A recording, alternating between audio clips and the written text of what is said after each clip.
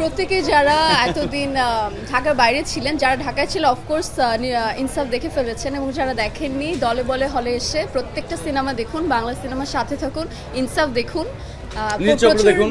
কাজল রেখার কথা মনে পড়ে? ইয়াসুদ্দিন সেলিমের কথা এখানে একটা কাজল রেখা দেখতে পাচ্ছি। এই হ্যালো, কি অবস্থা? এই দাদা কি অবস্থা? বসো বসো বসো।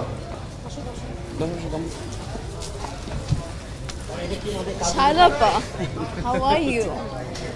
কাজল রেখার আবির্ভাব কি ইনসাফ উইশ করতে নাকি আসলে কেন বুঝলাম না। কি বুঝি নাই। ইনসাফ কি উইশ করতে এসেছেন নাকি? অবশ্যই ইনসাফ উইশ করতে এসেছি। বরাবরই উইশ করেছি, ফেসবুকে উইশ করেছি, তার পোস্টারও আমি শেয়ার দিয়েছি, সবকিছুতে আমি আছি, সে আমার বন্ধু। কেন করবো?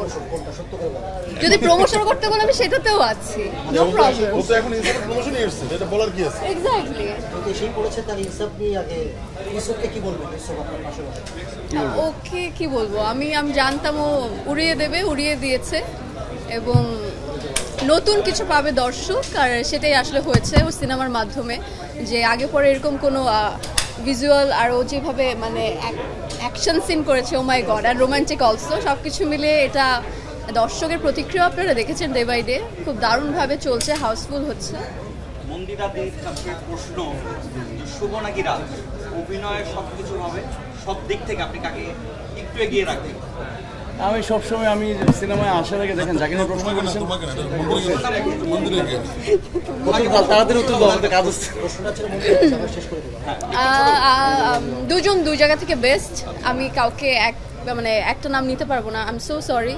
আমার বন্ধু তার জায়গা থেকে সে প্রচুর ভালো কাজ করছে, সবারই জানা, এবং শুভ ভাইয়ের জায়গা থেকে দারুণভাবে কাজ করছে। সো দুইজনের জায়গা থেকে বেস্ট। অ্যাকশনে বেশি ভালো না রোমান্সে? কাকে? ও সব কিছুতে ভালো, ওকে একটা বললে এটা আসলে কম বলা হবে, অ্যাকশন রোমান্স দারুণভাবে দুটো করে। আচ্ছা, আমরা ইউসুফের কথা শুনি শেষ করব। যেটা হচ্ছে যে এই যে সম্প্রীতি যে নীলচক্র চলছে, সেক্ষেত্রে কাজল রেখা তোমার সাথে অভিনয় করা হয়েছে, এই যে আমাদের সিনেমা ইন্ডাস্ট্রিতে যে একটা সিনেমার সাথে আরেকটা সিনেমার একটা সময় দেখতাম যে কনফ্লিক্ট, এখন সেই জায়গাটা একটা সম্প্রীতির বন্ধন, এবং এটা আমাদের বাংলা ইন্ডাস্ট্রিকে কতদূর এগিয়ে নিয়ে যাবে বলে আমি বিশ্বাস করি এটা অনেক দূর নিয়ে মানে এগিয়ে নিয়ে যাবে, কারণ আমার মনে হয় যে এবার ঈদে এত সংখ্যক আর্টিস্টের সিনেমা বা এত সংখ্যক মানুষের মেলবন্ধন এর আগে হয়নি। তো সবাই খুব এত দারুণ ব্রিলিয়েন্ট অ্যাক্টর অ্যাক্ট্রেস, সবার সিনেমা যাদের সিনেমা রিলিজ হলো, তো আমার মনে হয় যে এদের সবাই যদি আসলে কোলাবোরেশন হয়, সবাই একসাথে থাকে, ইউনিটি থাকে, আমার মনে হয় যে ইন্ডাস্ট্রি আরও অনেক দূর এগিয়ে যাবে ডেফিনেটলি। আমরা ফরমালি শেষ করতে চাই, নীলচক্র বলবে, আর ইনসাফের দাওয়াত দেবে অডিয়েন্স করে শেষ বলেন। নীলচক্র আগে বলেন, তারপরে আমি তো দাওয়াত দিলাম এখন। ইনসাফের দাওয়াত দিয়ে শেষ করেন। দর্শকরা কমন বলতে হয়। হ্যাঁ, তুমি এক কাজ করতে পারো, না আমার সিনেমার দাওয়াত তুমি দিতে পারো ডেফিনেটলি।